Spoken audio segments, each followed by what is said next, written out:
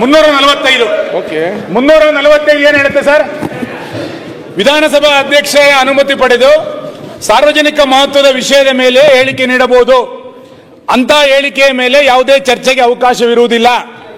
ಆದರೆ ರಾಜ್ಯಕ್ಕೆ ಸಂಬಂಧಿಸಿದಂತೆ ಹೆಚ್ಚಿನ ಮಾಹಿತಿ ಪಡೆಯುವ ಉದ್ದೇಶಕ್ಕಾಗಿ ಪ್ರಶ್ನೆಗಳನ್ನು ಕೇಳಲು ಸದಸ್ಯರಿಗೆ ಅನುಮತಿ ನೀಡಬಹುದು ಅಂತ ಇದೆ ಇದರಲ್ಲಿ. ನೋಡಿ ಅಲ್ಲ ಸರ್, ರೂಲ್ಸ್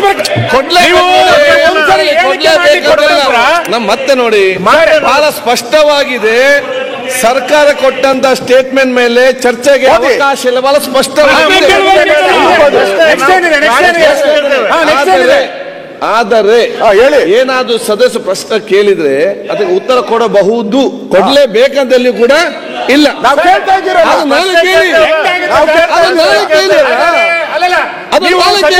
ಏನು ಪ್ರಶ್ನೆಗಳನ್ನು ಕೇಳಲಿಕ್ಕೆ ಇಲ್ಲ ಅಂದ್ರೆ ಸರ್ಕಾರ ನಾಳೆ ಕೇಳ್ಬೋದು ನಿಮ್ಗೆ. ನೀವು ಈ ರೂಲ್ಸ್ ಮಾಡಿದ ನಂತರ ಪ್ರಶ್ನೆ ಕೇಳಲಿಕ್ಕೆ ಅವಕಾಶ ನೀಡಬಹುದು ಅಂತ ಹೇಳಿದ ಮೇಲೆ ಕೊಡ್ಬೇಕಲ್ಲ. ಇವತ್ತಾಕಿಲ್ಲ ಅಂತ ಹೇಳಿ ಮುಖ್ಯಮಂತ್ರಿಗೆ ವಿಧಾನ ಪರಿಷತ್ತಿನಲ್ಲಿ ಈಗ ಹೋಗಿ ಅಲ್ಲಿ ಕೂಡ ಮಾತಾಡ್ಲಿಕ್ಕಿದೆ. ಈ ಮಧ್ಯೆ ಚರ್ಚೆ ಸದ್ಯಕ್ಕೆ ನಿಲ್ಲುವುದಿಲ್ಲ. ಇದೆ. ನಾಳೆ ನೀವು ಚರ್ಚೆ ಮಾಡಲ್ಲ. ಸದನದಲ್ಲಿ ಹೇಳಿಕೆ ಕೊಟ್ಟ ನಂತರ ಸದನದ ಆಸ್ತಿ ನೀವು ಮಾಡಿ ಮಹತ್ವದ ವಿಷಯ ಇದು. ಮಾತಾಡಿದಲ್ಲ, ಅದಕ್ಕೆ ನಾನು ಹೇಳುವಂತದ್ದು ನಾಳೆ ಕೂಡ ಅಧಿವೇಶನ ಇದೆ, ನಾಳೆ ಕೂಡ ಸಭೆ ಇದೆ. ನಾಳೆ ನೀವು ಹೆಸರು ತಗೊಂಡ್ರಿ ನಾನೇನ್ ಮಾಡಪ್ಪ, ರೂಲ್ಸ್ ಅಲ್ಲಿ ಹೋಗೋ ತಪ್ಪ.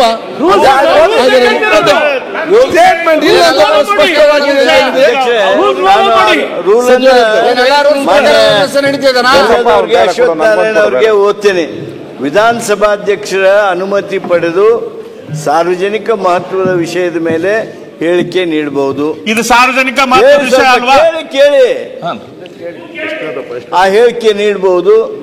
ಮಾನ್ಯ ಮುಖ್ಯಮಂತ್ರಿಗಳು ಸಭಾಧ್ಯಕ್ಷರ ಅನುಮತಿಯನ್ನ ಕೋರಿ ಅವರ ಅನುಮತಿ ಸಿಕ್ಕ ಮೇಲೆ ಅಂತ ಹೇಳಿಕೆಯನ್ನ ಮಾಡಿದ್ದಾರೆ.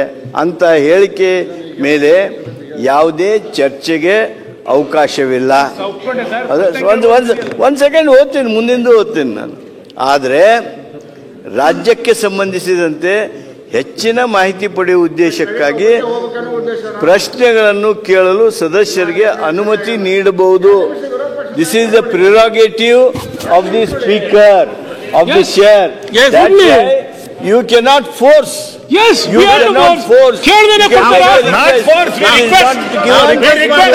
ಅಧ್ಯಕ್ಷ ರಿಕ್ವೆಸ್ಟ್ ಮಾಡ್ತಾ ಇರೋದು. Issue is closed. ಅಲ್ಲ ಸರ್, ರಿಕ್ವೆಸ್ಟ್ ಮಾಡ್ತಾ ಇರೋದು. ಪ್ರಶ್ನೆ ಕೇಳಲಿಕ್ಕೆ ಇಲ್ಲಿ ಮಾನ್ಯ ಅಧ್ಯಕ್ಷರೇ, ಅಲ್ಲ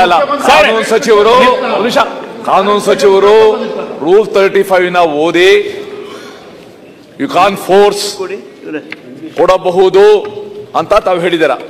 ಒಂದು ರೂಲ್ಸ್ ಅಧ್ಯಕ್ಷರೇ, ಇನ್ನೊಂದು ನ್ಯಾಚುರಲ್ ಜಸ್ಟಿಸ್ ಅಂತ ಒಂದು ಪದ ಇದೆ.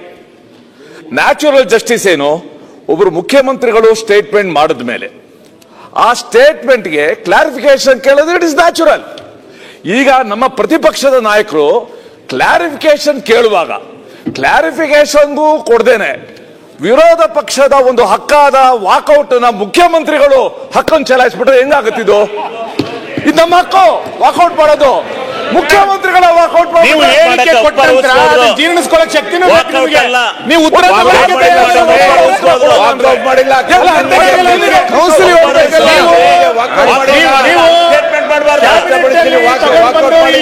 ಕೊಟ್ಟಂತ್ರ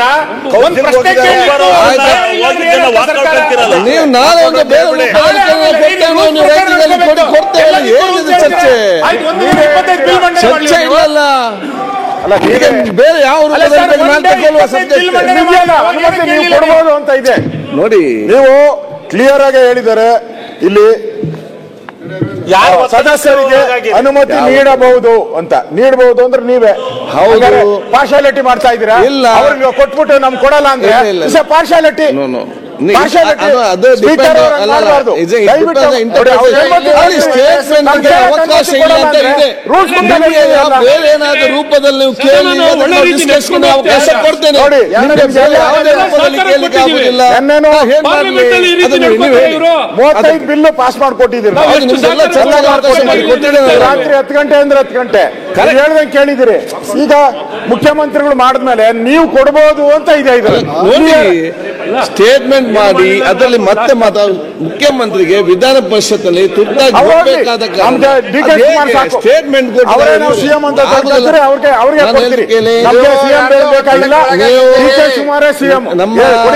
ಬಿಲ್ಲಿಗೆ ಸಂಬಂಧಪಟ್ಟಾಗೆ ತಾವೆಲ್ಲ ಬಿಲ್ಲಿಗೆ ಸಂಬಂಧಪಟ್ಟಾಗೆ ತಾವೆಲ್ಲ ಕೇಳಿದ್ದೀರಿ. ಸಮಯದ ಅವಕಾಶ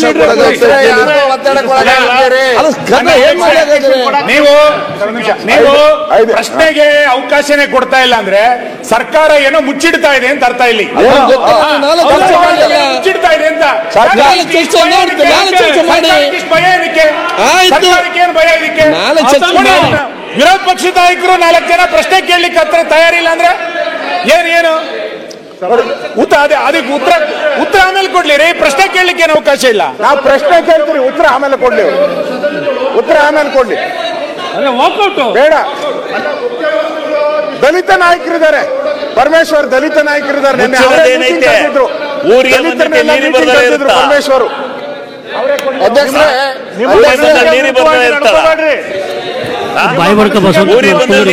ಬರ್ತಾಳೆ ಬಿಚ್ಚಡದೇನಿಲ್ಲ, ಮುಚ್ಚಡದೇನು ಇಲ್ಲ, ಎಲ್ಲ ಬಹಿರಂಗ ಆಗೋಯ್ತು. ಕೇಳಕ್ ಅವಕಾಶ ಕೊಡಿ ದಯಮಾಡಿ.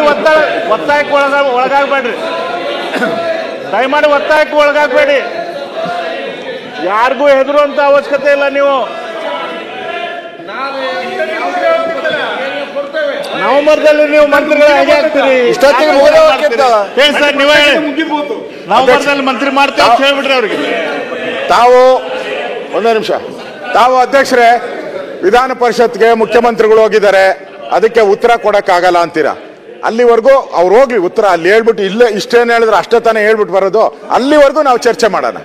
ಅದಾದ್ಮೇಲೆ ಅವ್ರು ಬಂದು ರಿಪ್ಲೈ ಮಾಡ್ಲಿ. ನೋಡಿ, ಇದು ಬಹಳ ಜರೂರಾದಂಥದ್ದು, ದಲಿತರಿಗೆ ಸಂಬಂಧಪಟ್ಟಿದ್ದು, ರಾಜ್ಯಕ್ಕೆ ಸಂಬಂಧಪಟ್ಟಿದ್ದು. ರಾಜ್ಯದ ಜನ ನೋಡ್ತಾ ಇದ್ದಾರೆ. ಈ ಸರ್ಕಾರ ಮಾಡಿರೋದು ಸರಿನೋ ತಪ್ಪೋ ವಿಶ್ಲೇಷಣೆ ಮಾಡೋ ಅಧಿಕಾರ ವಿರೋಧ ಪಕ್ಷಕ್ಕೆ ಸಂವಿಧಾನದತ್ತವಾಗಿ ಬಂದಿದೆ. ಅದನ್ನ ನಾವು ಕೇಳ್ತಾ ಇದ್ದೀರಿ, ಈ ಪೀಠಕ್ಕೆ ಕೇಳ್ತಾ ಇದ್ದೀರಿ. ಸಂವಿಧಾನವನ್ನ ಉಳಿಸಿ, ಸಂವಿಧಾನವನ್ನ ರಕ್ಷಣೆ ಮಾಡಿ ಅಂತ ನಾವು ಕೇಳ್ತಾ ಇದ್ದೀರಿ. ನೀವು ರಿಜೆಕ್ಟ್ ಮಾಡಿದ್ರೆ ನೀವು ಒನ್ ಸೈಡ್ ಆಗೋತೀರಾ. ನೀವು ಅಧ್ಯಕ್ಷರೇ, ಒನ್ ಸೈಡ್ ಮಾಡಬೇಡಿ. ನೀವು ಇದು ಒಳ್ಳೇದಲ್ಲ. ಇದು ಬೇಡ. ಕ್ಲಾರಿಫಿಕೇಶನ್ ಕೇಳ್ತಾ ಇದ್ದೇವೆ ನಾವು. ಚರ್ಚೆನೇ ಇಲ್ಲ, ಕ್ಲಾರಿಫಿಕೇಶನ್ ಕೇಳ್ತಾ ಇದ್ದೇವೆ. ಇದ್ರಲ್ಲಿ ಚರ್ಚೆ ಮಾಡೋದೇನೈತೆ? ಈಗ ಅವರು 6% 5% ಅಂದ್ರು. ಯಾರು ಕೊಟ್ಟವ್ರೆ? ಕಂಟಿನ್ಯೂ ಮಾಡಿ ಕಂಟಿನ್ಯೂ ಮಾಡಿ ಅವ್ರು ಮಾಡ್ಕೊಳ್ತಾರೆ. ಕಂಟಿನ್ಯೂ ಮಾಡಿ ಅಧ್ಯಕ್ಷೆ. ಆ ಸಮುದಾಯದ ಅಧ್ಯಕ್ಷೆ ಜನ ಎಷ್ಟಿದ್ದಾರೆ? ಕಲಾಪಗಳನ್ನ ಕಂಟಿನ್ಯೂ ದಯಮಾಡಿ ಕಂಟಿನ್ಯೂ ಮಾಡ್ತಾವು. ಅಧ್ಯಕ್ಷೆ ತಮ್ಮ ತೀರ್ಮಾನ ಅಂತಿಮ. ಅಧ್ಯಕ್ಷೆ ತಮ್ಮ ತೀರ್ಮಾನ, ಪೀಠ ತೀರ್ಮಾನ ಅಂತಿಮ. ನಾವೆಲ್ಲ ಸಮುದಾಯಗಳು ಒಪ್ಕೊಂಡಿದ್ದೇವೆ. ಅಧ್ಯಕ್ಷೆ, ನಾವು ಎಲ್ಲಾ ಸಮುದಾಯಗಳು ಒಪ್ಕೊಂಡಿದ್ದೇವೆ. ನಿಮ್ಮದೇ ಕೆಲಸ. ಈಗ ನಾಗಮೋಹದ ವರದಿ ನಾನು ಒಪ್ಪಿದ್ದೇವೆ ನಾವು. ಅಧ್ಯಕ್ಷೆ, ನಿಮ್ಮ ತೀರ್ಮಾನ ಅಂತಿಮ. ಮಾತಾಡ್ಲಿ. ಕಾನೂನು ಬಗ್ಗೆ ಮಾತಾಡ್ತೀರಿ, ಸಂವಿಧಾನದ ಬಗ್ಗೆ ಮಾತಾಡ್ತೀರಿ, ಇಲ್ಲಿ ಚರ್ಚೆಗೆ ಅವಕಾಶ ಇಲ್ಲ ಅಂತಂದ್ರೆ ಏನು? ಯಾಕೆ ಕೊಡ್ಬೇಕು? ಯಾಕೆ ಕೊಡ್ಬೇಕು ನಿಮ್ಗೆ? ಏನ್ ಅಗತ್ಯ ಇದೆ ಇಲ್ಲಿ?